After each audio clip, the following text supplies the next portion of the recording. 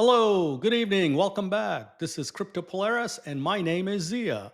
Today, I wanted to dive in and do a very high level primer on the big, beautiful bill by Donald Trump that just passed last week.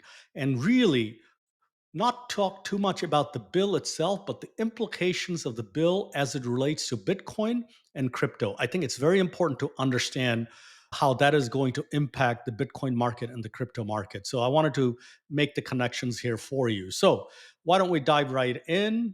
All right, guys, the agenda here. What is the one big, beautiful bill?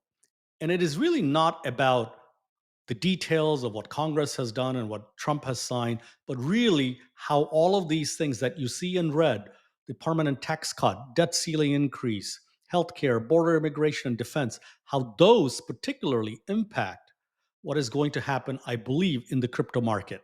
So stay tuned and let's get going. And then I added the other ones in white just to give you a quick idea, since I called it a primer, what other high level things that are in the actual big, beautiful bill. Okay, the picture here is Donald Trump signing it. Don't know why he looks a little unhappy.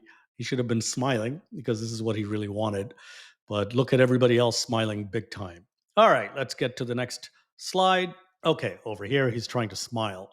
So, what is one big, beautiful bill? Effectively, it's a federal budget. Okay, we all know about budget. They tried to reconcile all sorts of spending and cuts in this bill, and they've accomplished, depending on what side, are you Democrat, Republican, Independent. This is not a political show, so we're going to refrain from all of that. But this was signed into the law on July 4th. And I've given a little bit away with the image to the right, which is the money printing, money printing, money printing, which at the end of the day is always good for Bitcoin and crypto market. Namely, interest rate cuts has an implication. But in this case, we're going to talk a little bit about what it means to money print. Okay. So, one of the major things that happened is the permanent tax cut. Back in 2017, Donald Trump, in his first go around, did a cut where he actually took down all the brackets down by 2.5 percentages. So the highest tax bracket was 39%, 39.6. Now it's come down to 37. Now this was about to expire December of 2025. So he now just made it permanent. Okay. So that's the big deal for all of us. It doesn't matter if you're a 10% bracket or 39% bracket across the board, that impacts every single American. All right.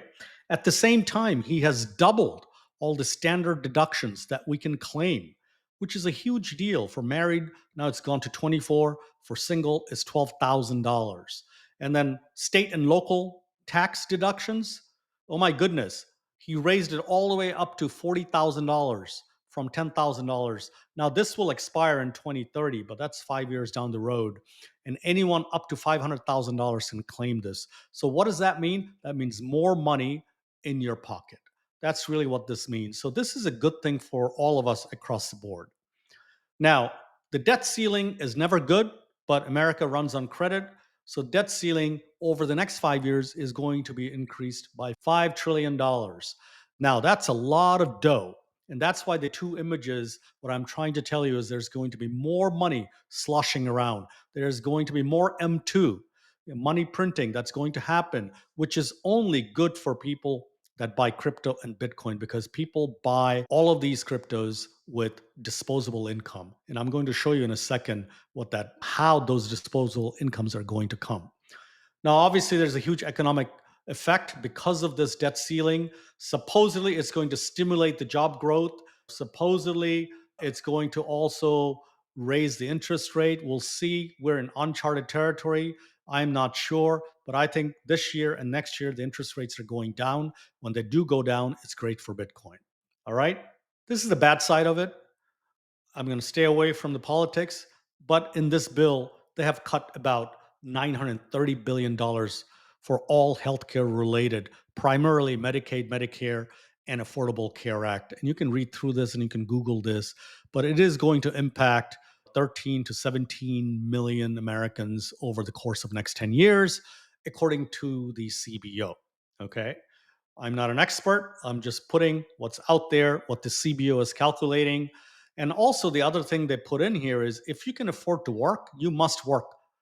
If you're aged between 19 and 64, at least 20 hours. And they are going to look at your well being, financial well being, before they allow you to be on Medicaid, which is, I think, is the right thing to do, because if you can afford to pay for health insurance, why would you go and get the government Medicaid care? So I think some of it is good, but anytime you cut $930 billion from the healthcare, that can't be good for a lot of our senior citizens. Now, over here, border and immigration, he is pumping in almost $47 billion.